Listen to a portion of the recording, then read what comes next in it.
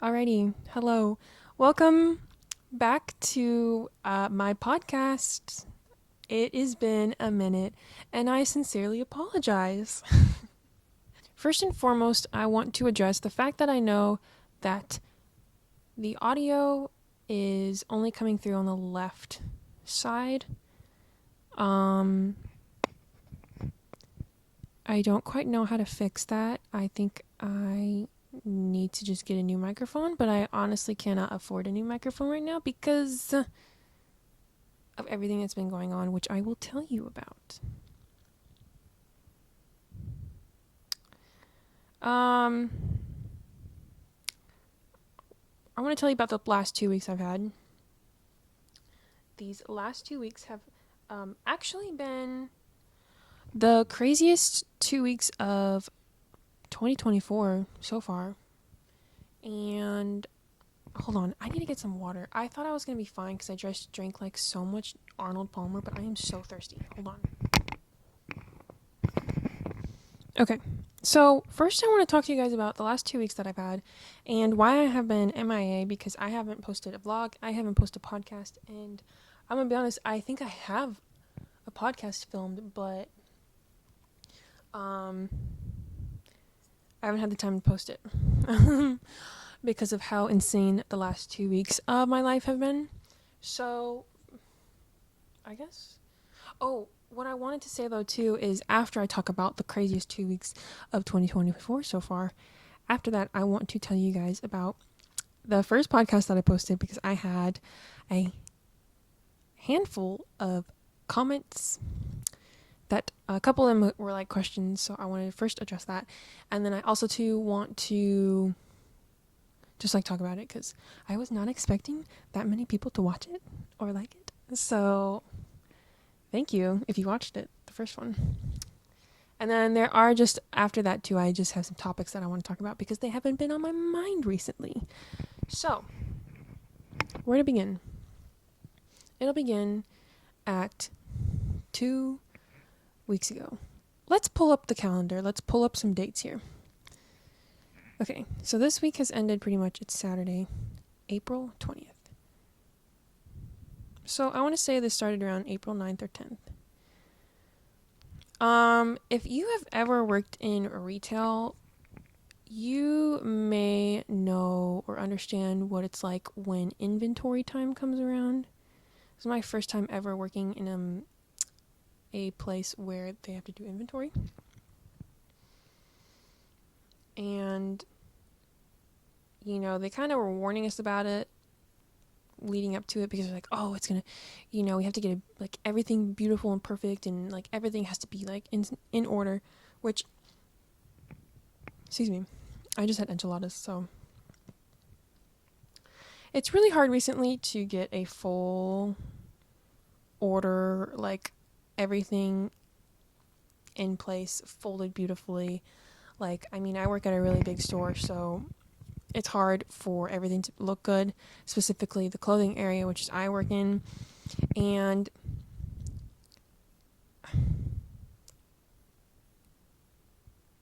it was a lot.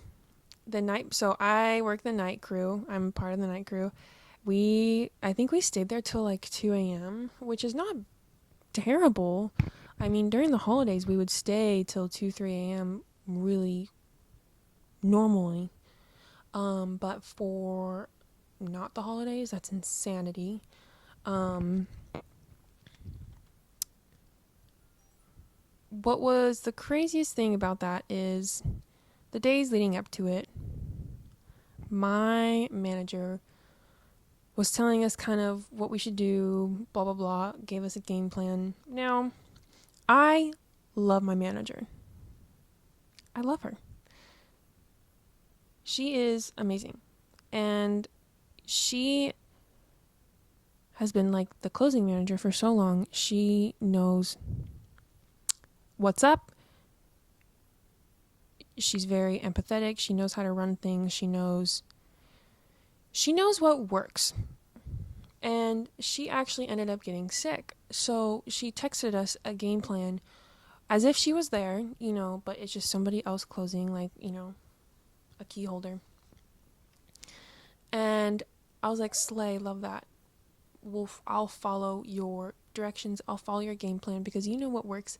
And 9 times out of 10, when I follow her directions, the night is like really smooth. Everything, I'm done at a good time.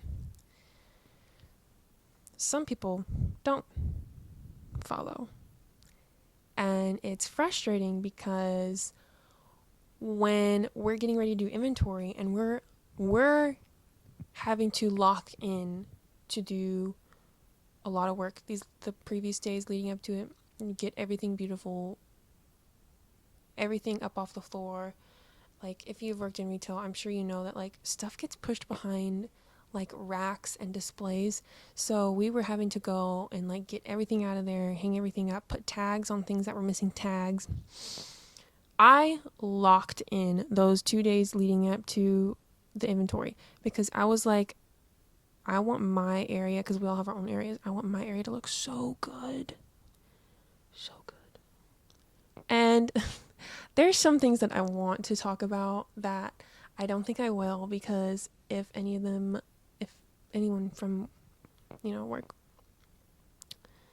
were to watch this, they would know that I'm talking about them, but even if I didn't say their names. But it was frustrating because people didn't really follow her game plan. We were there till 2 a.m. There were people that were supposed to do certain things and they weren't doing certain things. And it just made for like a really miserable night because I was doing the utmost work and it just felt like everybody else wasn't. And I'm not a lead, I'm just a normal team member, and there's some things that I feel like I have to remind people to do so much. And I'm like, hey, like, if we want to like get out of here in a good time, if we want to follow the rules, we need to, like, I don't know, remember to do these things. And I feel like I'm always the one remembering those things. Anyhow, so days leading up to inventory, I locked in, I was kicking butt. I was following the game plan. I was doing what I was supposed to be doing, and it was frustrating because some people weren't. Some people were not. And so then inventory day came. Mind you, I worked the 2 days leading up to inventory and the 2 days after inventory. I say after because the inventory happened in the morning and I work night. So I was there the day of inventory, but like I didn't see any inventory people. So inventory came the day of inventory. I come in to work, and normally we have like 2 or 3 people minimum in the whole clothing department. And that day, don't know why, but they scheduled the least amount of people that I think I've ever seen working a closing shift at once. It was actually miserable, and I was the only one in the whole clothing department. It was really fun, really awesome. I loved it. Running around like a chicken with my head cut off. There was, they were really behind in other places at the store, so I ended up having to, me being the only one in the clothing department, leave and go help other areas of the store. And oh my god, at one point I was literally doing, like, I'm not joking you guys, I was doing like 5 things at once. I was helping a guest, I was helping somebody clean up, throw up. I was supposed to be on my break. I was supposed to be doing the fitting room. And anyway, that night was terrible. The next night, I had only gotten like 5 hours of sleep. But I was like, hey, it's fine. Like, normally I get sufficient amount of sleep. This one night won't kill me, right? I go to work. And all of a sudden, I start getting an ocular migraine. If you've ever had an ocular migraine, boy, do you know how miserable those are. Absolutely miserable. So I start getting an ocular migraine at only like an hour into my shift. And I'm trying to push through it. I was like, it's fine. I can push through it. I'm going to go take some Tylenol. I got some food. I was like, I have worked shifts before. I've worked, in the salon before with an ocular migraine. I can push through this. I will persevere. I was so determined to persevere through this migraine. And I took medicine. If you've had an ocular migraine, you know, the vision part happened for like 20, 25 minutes, and then it kind of went away, and then the migraine started. I was like, okay, we got this. It's a migraine. I've had so many migraines before. We got this. And I'm starting to not feel too good. My head is quite literally throbbing. I could feel it throbbing. It's all in the eyes and like the front of the head. And then I start getting a second ocular migraine. My vision starts going all wonky again. A second one. After I already just had one.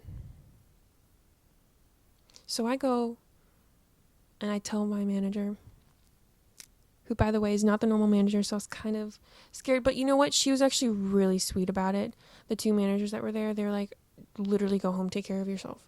And I told them, I was like, hey, I'm going to try and help so-and-so get out as much of this done, so if I can't keep going, at least I helped as much as I possibly could before.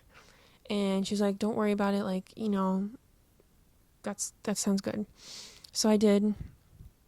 And I was helping push out as much as I could while that second ocular migraine was going on. And I finished, and I was like walking back to the fitting room.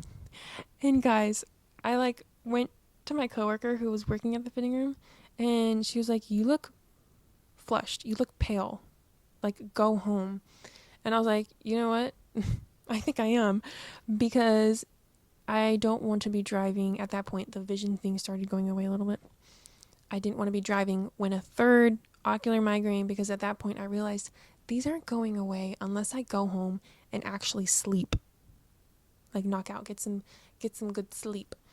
And that's what I did. I literally was like, okay, and I left. I have never left in such a panic before, because I'm very in tune with my body, and when I was walking around putting the last little bit of clothing out, pushing out, I was really trying to push through it. That's who I am. My parents raised my sister and I to push through pain and, like, you know, really try to like get through the day. Especially because, like, because women can push through pain way better than men can. Sorry, not sorry. Do not argue with me about that. We're literally biologically made to withstand more pain. So I'm literally pushing through this pain that is quite literally debilitating. I've never passed out before, but generally what I was feeling in that moment, I felt like I could throw up and pass out. Never passed out before. I don't know what it feels like about to pass out. But I was walking around just like, oh my God, just breathe, get through this. Like, you got this. So I leave. And I'm driving home, and my mom calls me. Drop some personal stuff that I'm not going to share with y'all, but was not good. So I'm driving home. I'm like, oh my God. So I get home, and both my parents aren't home because of the personal issue that was going on. So I get home, and I'm home alone for a while. I eat, and I take a shower, and I go right to bed. And I'm in bed, and I'm like, I'm kind of feeling like a little bit better, you know. I think eating and taking a shower and like laying down, my body was just simply shutting down, and I could tell that. So I get to bed around like 11:30, because even though I was really sick and uncomfortable, because I work night shift, my body naturally can't go to bed till like 1 or 2 a.m. So 11:30 was actually pretty early for me. So I go to bed, and I wake up at like 4 in the morning in a half daze for like 20 minutes, and then I fully wake up, and I am so uncomfortable and in so much pain. And I'm not dramatic when I say this. I genuinely started panicking because I didn't know what to do. I was in so much pain. I think what happened was I got another ocular migraine in my sleep and I didn't realize, and I woke up and I had just this extreme migraine. And if anyone out there that struggles with migraines, you know what I'm talking about. And I guess I just haven't had a migraine in so long, especially this painful of one. I was in a panic. And this was the one time where I'm like so grateful that I still live at home with my parents, because there was nothing my mom could do to help me. But I got up and I literally went into my mom's room and I was like, Mom, I'm like panicking right now because I'm actually in so much pain. I was trying to hold it together. So my mom got me a cold washcloth and I laid in my bed and she sat like by me, just like trying to be there for me, which I'm very thankful for. And literally all I can remember is just me trying to focus on my breathing so I don't go into a full panic, because I was in so much pain. I was so uncomfortable. I couldn't get comfortable in bed, and I was so nauseous and dizzy every single time I closed my eyes. It was to that point, if you know, you know, where you're actually in so much pain. Your headache hurts so bad, your migraine hurts so bad that you're in so much pain that you are so nauseous and so dizzy, and literally your entire body is just like going into shock. So I'm sitting in my bed for like 15-20 minutes. My mom's trying to like help calm me down. And I'm like, I'm gonna throw up. So I get out of bed and I go and I sit by the toilet, and I also too I'm very in tune with when I'm gonna throw up.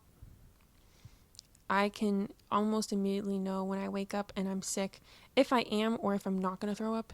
And I was like, I'm gonna throw up, actually. So I actually surprisingly sat by the toilet for way longer than I normally do. I think it was hard for me to throw up, but I wasn't trying to throw up, but I was like wanting to throw up so bad, just because I knew that was the only way I was going to feel better and be able to go back to sleep. And I was so tired. You guys, I think I sat by this toilet for like an hour, just sitting there wanting to close my eyes because I was so tired. I ended up bringing a big blanket into the bathroom with me and just sitting on the ground right by the toilet, ready to throw up for like an hour. And I am not the type, I can't stick my fingers down my throat and make myself throw up. I can't do that. I actually would refuse to do that because that's not like good. And I finally did throw up. But what was funny was I sat by the toilet for like an hour and I was like, I need to go lay back down. I'm too tired. Every single time I would close my eyes, I would get so dizzy and it would just make the nausea so much worse. So I was like, I need to go lay down and close my eyes.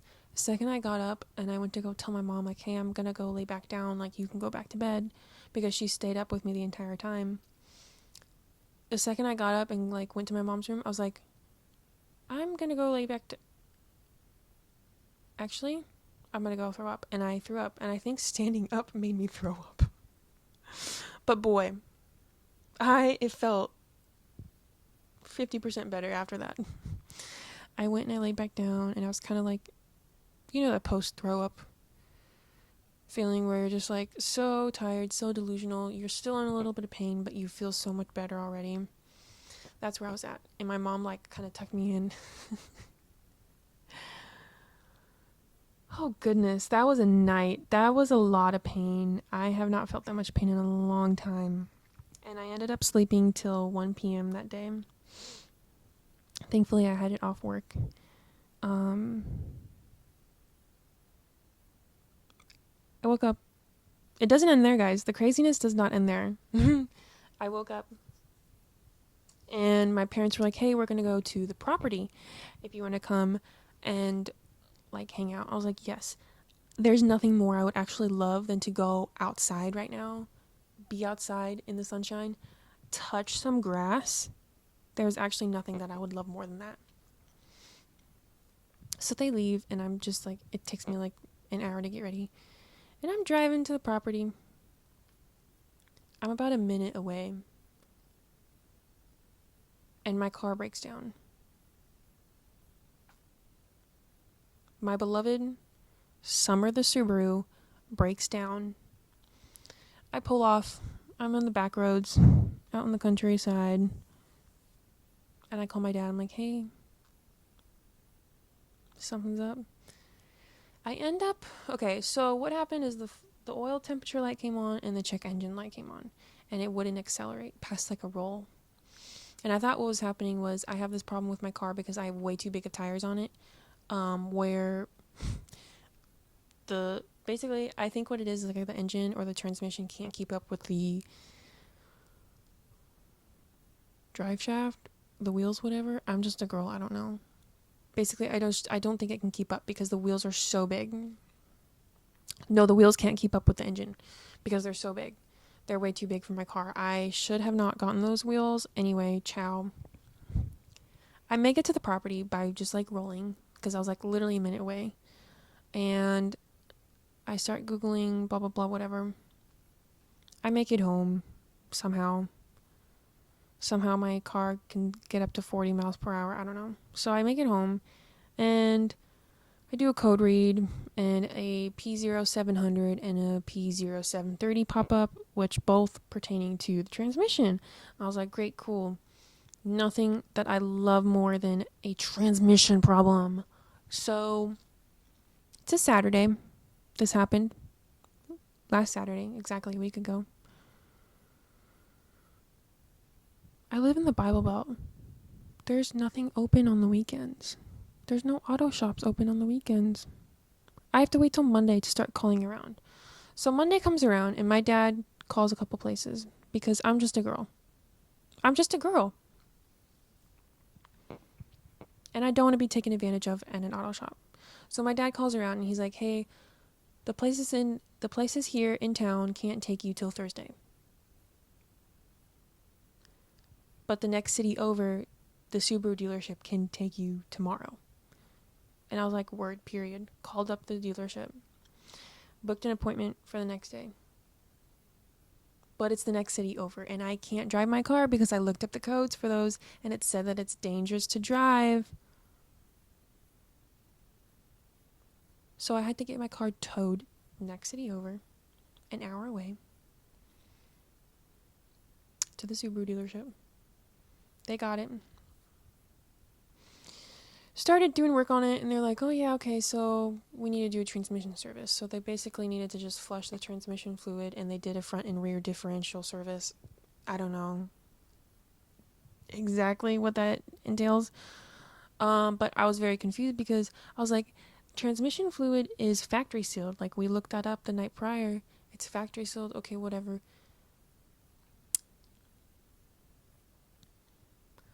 Called me up and they're like, hey, we found a leak, which is interesting because, again, it's factory sealed.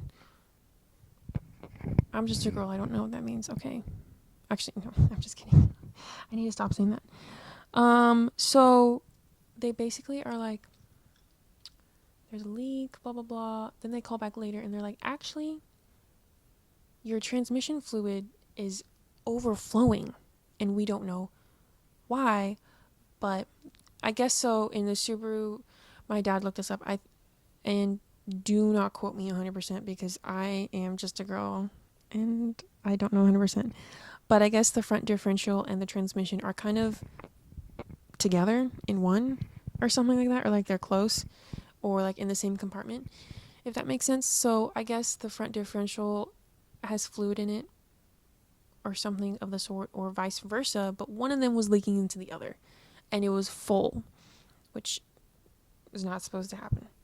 And it was a slicker fluid than it was supposed to be too, from what the lady told me on the phone. So I was like, great, cool. How do we fix that? They're going to do a flush. They're going to blah, blah, blah. Called me the next morning. I called them. Actually, let me rewind. Before that next morning, I was on my phone the night of, and they basically have this like questionnaire thing on Safari. Like you have a little page of your car for what services they want you to approve. Because they they'll be like, okay, so you need a transmission service, and you also need a front and rear differential service. But you also need a filter intake and a fuel economy thing, and you need a new spark plug, and you need, which a lot of those things my dad and I can do on my own. Because my dad has built cars before. The only reason we had to send my car in was because it's a CVT, a continuously variable transmission, which I have now learned that I really dislike because they're so finicky and... Anywho, so I'm on that website, and I get a service thing, which I already approved, the exact same ones prior, but I got a whole new slew of ones. One of them said 11 grand. $11,000. 11 doll hairs for a transmission service. It's already past business hours at that point, and I couldn't call them. And boy, when I tell you, I could not sleep that night because I was so stressed. I was like, there is absolutely no way that I can spend $11,000 fixing this transmission. What does that mean? I have to wait till the next morning. And I call them up. Hey, what's this $11,900 for? Oh, you have bad news? Oh.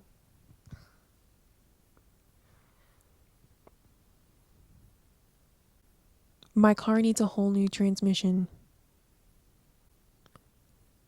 They quoted us $13,000. BFFR. Now, don't get me wrong. The girly pop that was talking to me on the phone, absolute sweetheart. She understood that, like, I couldn't afford that. And so I was like, hey, let me call my dad. I will get back to you. Hung up the phone. My mom was there with me. I was talking to my dad on the phone. And honestly, what I would end up having to do is do a temporary fix on my car and sell it. Which actually sent me into a spiral because if you know my car, if you've seen my car is iconic. My car is my actual child. I actually birthed that car myself, actually. I know we look so much alike. Yeah, my car is my literal child. Like, I'm not kidding you guys. So, and that was the only logical thing for me to do because there's absolutely no way I was going to spend $13,000 putting a new transmission in my car when I literally have less than $13,000 left on my loan for that car. I have been going ham. I've been going ham on my car payments. Absolutely no way I'm spending that to get a new transmission. So I spiral. I thought, this is it. This is the end of Summer's legacy. She got me across the country. She got me to Kings Canyon, Sequoia, Joshua Tree. She got me all the way to Louisiana. This is it. This is the goodbye. I'm going to have to get a new car. So they're like, okay, well, we still have to finish up the 2 services of flushing out the fluids, blah, blah, blah, whatever. We'll call you tomorrow when it's ready. It's like, period, Soleil Queen. Love that. Thank you. I spiraled that whole day. Rightfully so. Next day, my dad and I go pick it up. And that night prior, my dad was looking up ways to put in a transmission on our own because, like I've said, my dad has built cars before.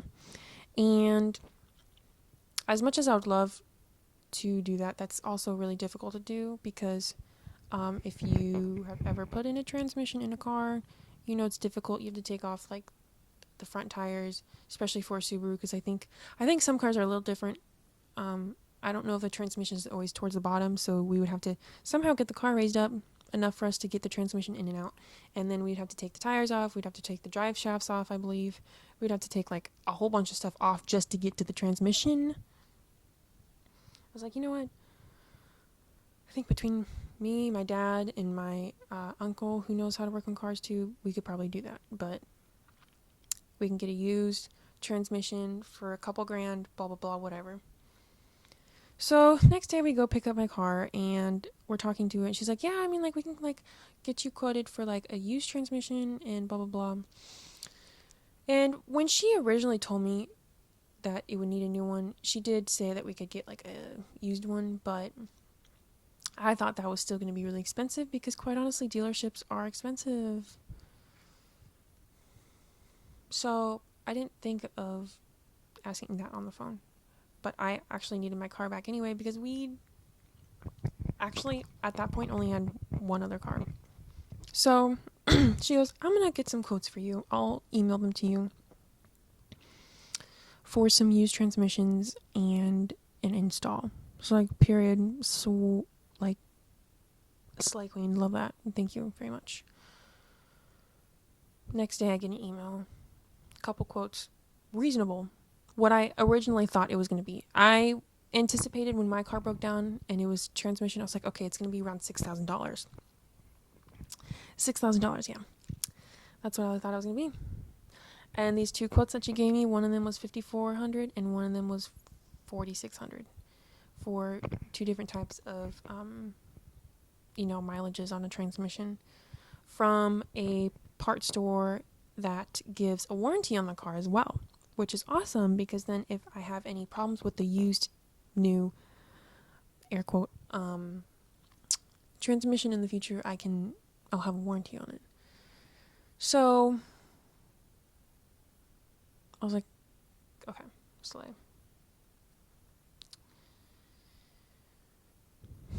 I can manage $5,400. And then I asked, hey, is there like an extended warranty? Because in my eyes, I think a reasonable time frame for me in my head is I think I would at least want to have my car for another at least 2 years. So I was like, is there an extended warranty? Because like, if I'm already spending a lot of money, I might as well like spend an extra few $100s to get an extended warranty in case this transmission goes out in the next 2 years. Because, yeah. So they send me more quotes for an extended warranty, which would literally put me exactly around $6,000, which I originally thought it was going to be $6,000. Doll hairs. So obviously that's like a lot of money, but it's way better than $13,000. And having that extra warranty just really like puts my mind at ease. Obviously, I don't want to spend an extra, like, $600, but whatever. It's better to have it. Better be safe than sorry. So that's where I'm at right now. My car is running.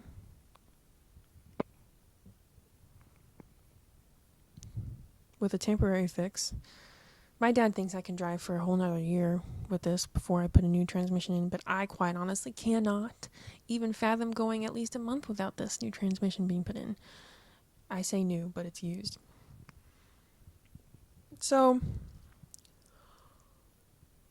yeah, that's where I'm going to be scheduling that soon, which also entails that I have to drive back to this next city over an hour away, which is no big deal. Honestly, after moving out here to Texas, after living in California, an hour drive is not that bad.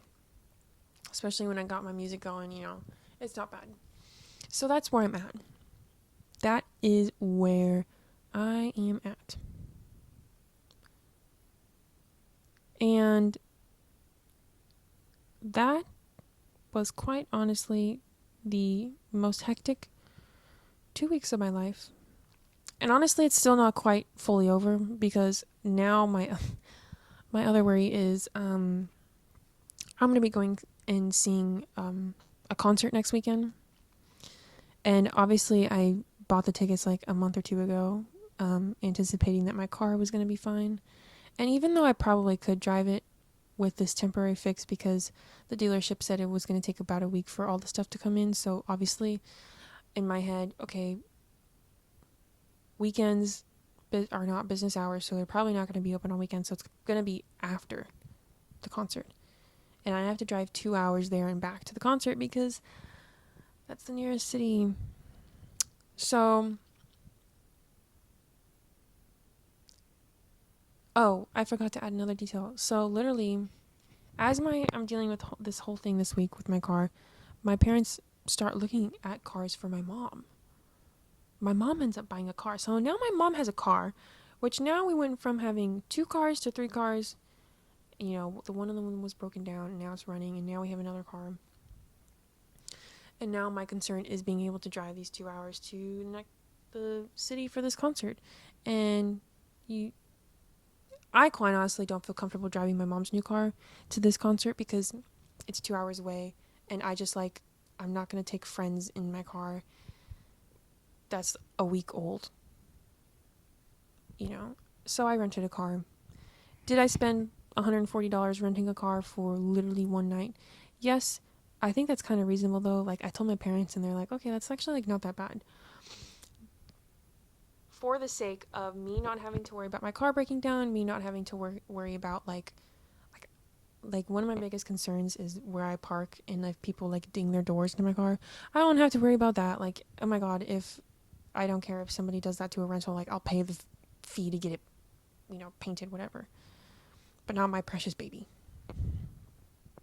So I rented a car for the first time ever, actually, which I did not think I would be able to because I thought you had to be 25 or older to rent a car. But apparently in Texas, when you rent from Enterprise, shout out Enterprise, you can be 21 and up. And I'm 22. So that is very slay, very period, very slay, very slay, very period, very. Okay. Ciao. Anyways. That's where I'm at. So, I'm going to be going and seeing a concert. I'm not going to say who for safety reasons because I think I might have this out before the concert. So, I actually have been talking for way longer about this last 2 weeks than I anticipated. Hold on, I need some water. Anywho, what else did I want to talk about? I wanted to talk about some of these comments that I got on my first podcast. It has, oh wait, no. Oh. It has 10 comments.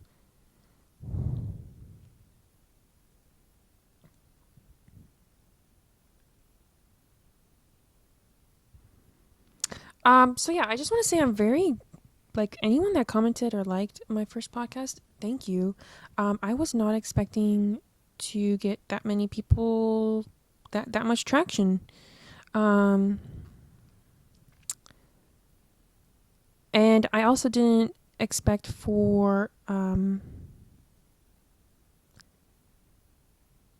that many people to kind of relate to the things that I talked about. With me kind of getting vulnerable. There was one comment. I think it's in my. Hold on. I think I had it emailed to me. New comment. Okay, yeah. This was about.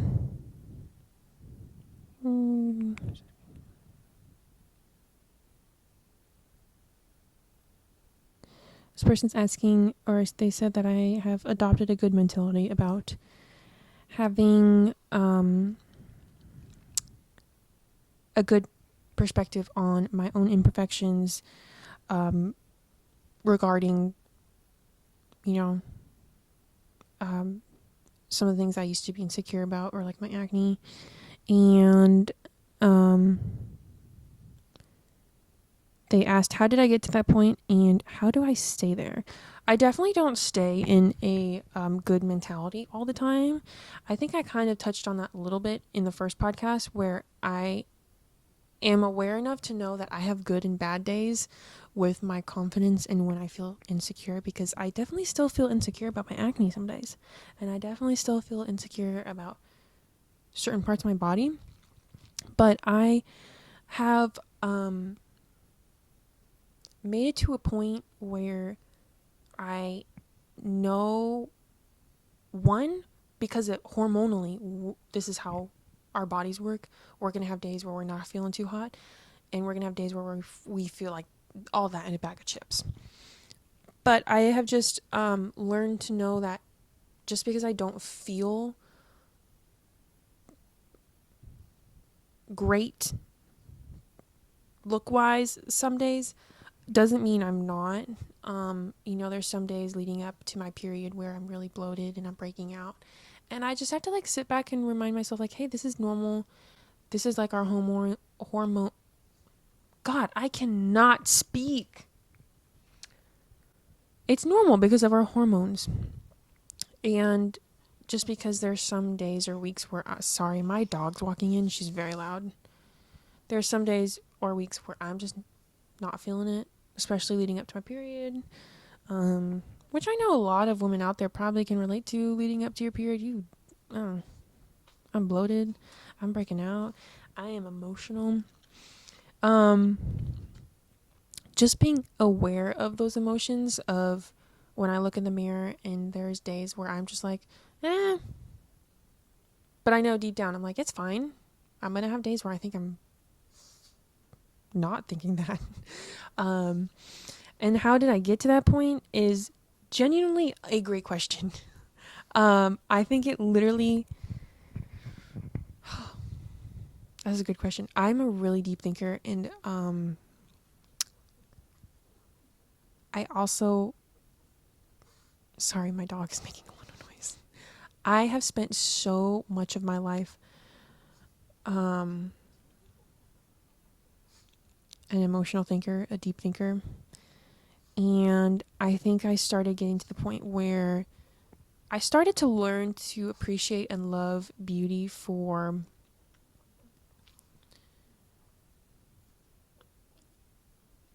things that weren't stereotypically pretty or stereotypically beautiful. And I do relate that so much to the sense of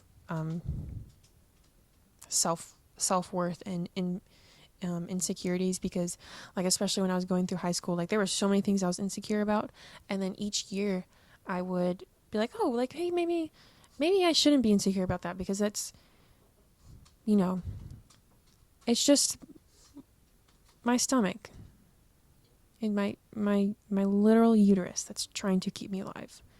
Or one of the things I always would battle with mentally is I have no butt. If you've ever seen my vlogs, you can tell I have literally no butt. I have noticed, actually, after I turned 23, my body has changed a little bit, and I went from having no butt to a pancake, which is upgrades, people, upgrades. But, it's when I see how flat I am, it's okay,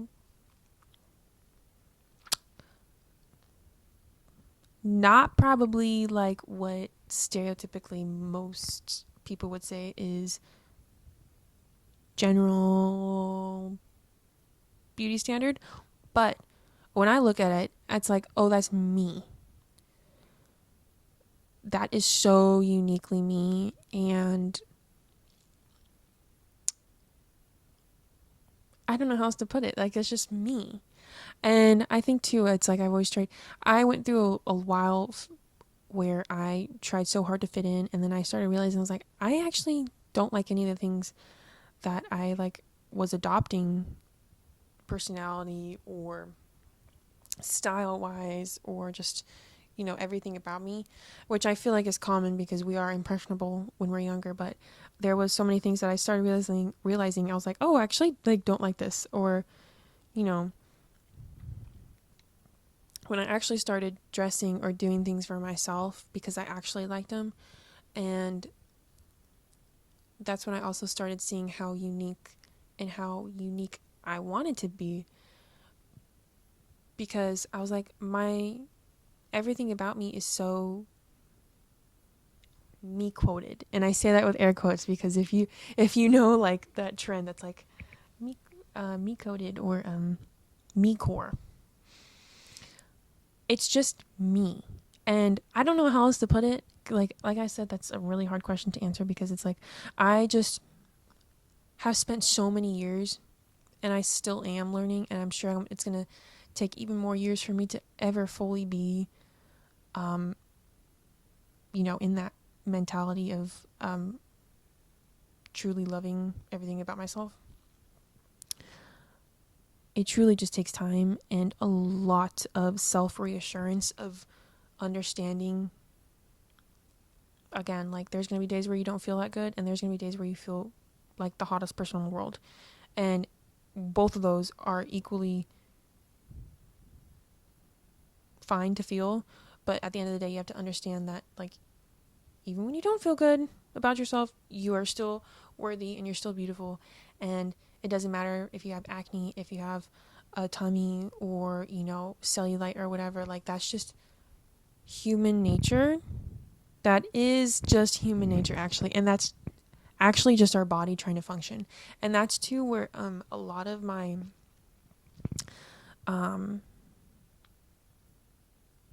the perspective that I have about my like imperfections or my acne, specifically about my acne, is I went to cosmetology school to be a hairdresser, but you also learn about hair, skin, and nails. I could go do facials right now if I wanted to because I have that education. But when I started learning about skin, when I started going to an acne specialist, and I don't even want to say dermatologist because I actually haven't been to a dermatologist in years because all they ever did was prescribe me stuff that didn't work out. Sorry, not to hate on any dermatologist. That's just my experience. But I started learning that acne is actually, a lot of it is hormonal, especially for me. Everybody has different. A lot of it's hormonal, but majority of it is actually out of our control. Because fun fact, acne is actually a signal that there's something else wrong in your body. And not to say that like, oh my God, you're like ill, What I say that it's out of our control is literally because all of our food in America is poisoning us. All of our products, everything about anything that touches us, that we consume, that is in our air, that's in our water, that is out of our control, has an effect on your skin. And like majority of it is the food. And that's why it's like that took so much of a burden off me mentally, because financially, economically, like there's no way you can just on a dime fix all of those exterior problems. I say problems, I don't know what word to use. You can't fix the water, the air. You can fix your diet, but that's expensive and it takes a lot of time and energy to figure that out. So when you kind of realize that you can try your best, I can try my best. I can substitute foods for, foods that don't have high fructose corn syrup in it. I can do things that have like more omega in it because omega is good for like, whatever. You can do your research. You can do everything you can, but ultimately it's living in America that our food is poisoned, and most likely if you've had chronic acne for so long like I have, you probably understand that it's that. It's your food, it's the hormones, it's the air, it's everything. Yeah, I have hormonal acne because I'm a woman. That comes once a month, right before my period.